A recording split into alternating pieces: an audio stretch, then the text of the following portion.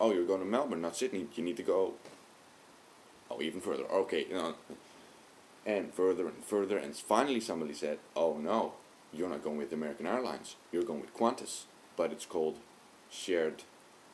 No. I don't know where American Airlines and Qantas share the same terminal, or do they? Because I had to go to the Tom Bradley terminal, which is not Terminal 4. And as a matter of fact, I had to go back out, walk back where I came from, then get to the other side of the road. I couldn't get to the other side of the road, so I had to go. But luckily there was a woman, quite classy, and she's like, oh, I need to go there as well. You hop in my car. Big ass car. That was like a Land Rover kind of, but huge, nice, comfy. So I didn't really have a choice. Trusted that woman. Got in her car, and yes, there it's at the Tom Bradley terminal. Got in there, got in line, and that was, I don't know how they did it. They had one line, but we could kind of get in the middle of the line because we were on the flight of Qantas to Melbourne, and other people that were going to, I don't know, Singapore Airlines, I think, were on the same line, and then they were split, and later on there was a guy and it said, oh well, you can be in the same line, and they have these poles with strings between them to make the queues and the lines, and he changed them so the two lines of Melbourne and Sigbourne were now together again. I'm like, well, it's in my advantage, but isn't this really unfair? Whatever. It's strange, and this is when I really noticed how strange traveling is. It's a sequence of being in an incredible hurry, like going from the terminal where United landed to the Qantas terminal, and then spending loads of times waiting. And then being in an incredible hurry, like a chicken, and take off your clothes, take off your shoes, my belt, I had to take it off, check in, and then wait. Oh, TV, seen on YouTube debates. Well, might as well. I've got 2 hours. And then be in a hurry again. Very tiring. So that happened there as well. We were in this line, you walk a meter every 5 minutes. And then check-in, which is a big hurry. Take off your shoes, take off your belt, take your laptop out of your bag, anything in your pockets, out of your bag, have your bag and 2 of these carriages with shoes and anything, get through the x-ray, get to the iron detector, then put it on again, and everybody's in a hurry, like, oh, those people are waiting, make a hurry. So then finally I got on a plane, and that was a big plane because of course it's LA Melbourne. It's a big comfy plane. I met a nice girl next to me, a nice guy next to me. Georgia was her name. She lives in Melbourne. Hi. She was surprised that there was going to be a gathering in her town. I mean, it's Melbourne, I live there. And everybody seems to know the Netherlands and know somebody there, or oh, I've met them.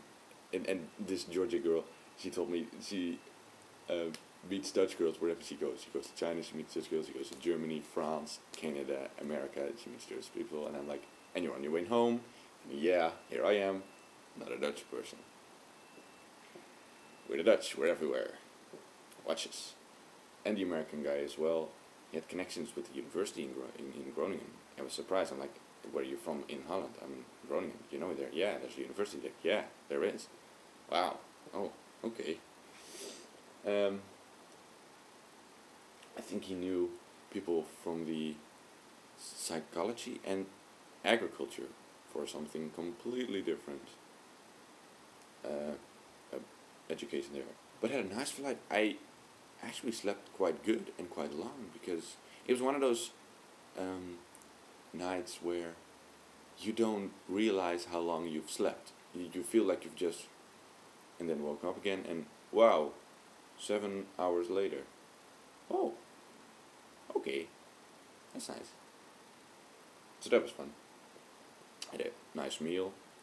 Food is quite good on plane, I have to say. Oh, and the Georgia girl, she couldn't have the cereals because we had breakfast on plane as well. She couldn't have the standard cereals, and she told the staff.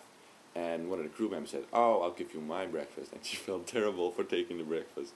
But she's like, "No, I'm not gonna eat it at all. So you take it." Oh, okay. And it's so cute.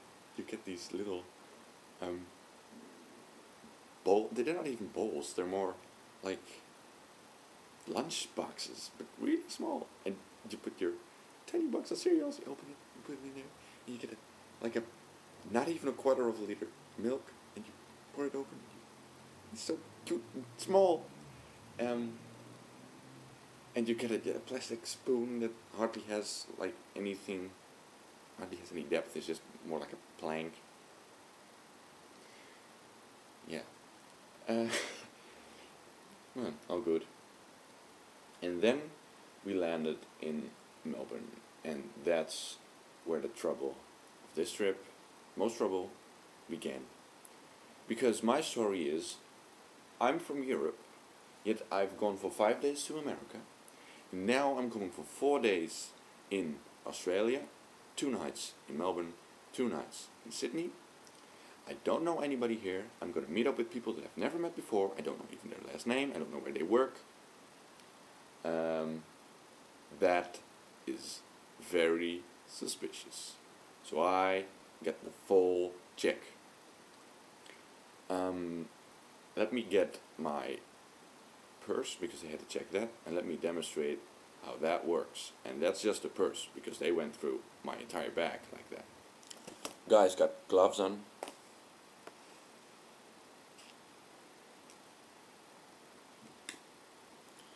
So you're staying in Sydney, and where are you staying tonight?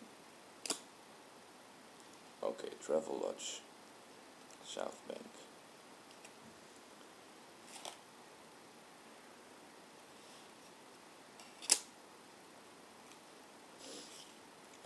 What are your plans, sir? And I'm trying to think of a reasonable story. You're gonna meet up with somebody. What's this guy's name? Let's say it's John. It was Thor, but he doesn't want his real name being pronounced on videos. You know the last name of this sir?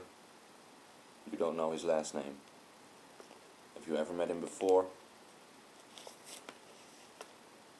You haven't met him before, so you agreed to meet up here for the first time. How long have you been talking with this guy? Half a year. Alright. What's his job? It's a fucking bus card, alright? Like we have these in Holland for buses and trains, or well, not trains, but subways. And you actually need to fold this open and look at how it. What are you looking for, mate? Mate, all my passes, and he went through my entire bag that way. And people that know me might not know this about me, but when it comes to these kind of papers, like my flight tickets, my hotel reservations, I'm pretty neat. I know where I want my papers, because I'm going to know where they are when I get there, and I can't be searching for half an hour to where is my reservation voucher that I printed out. Is this the one? No, it's not the one. I know where I want to have my papers, because I can just get them right off when I need them. He just stacks off everything, and I'm looking, where, okay, there's my hotel reservation, there's my next flight ticket, there's my purse, there's my money, and trying to think of the answer that I need to give to all these questions, like, where's the guy? Wow, why would I know where Mighty Thor works? So, okay, it's NASA now, I understand, but he asked details like crazy. And so apparently I was very suspicious, and this is also where I realized that a couple of presumptions or judgments that I think, or just things that I thought this is what America is going to be like. That's not true, but they were very applicable to Australia. And paranoia about who's getting into their country is definitely one of them. I mean, America, 9/11, it's pretty strict, but it's straightforward as well. They just, you know, they didn't need to take out all my passes on my bloody purse.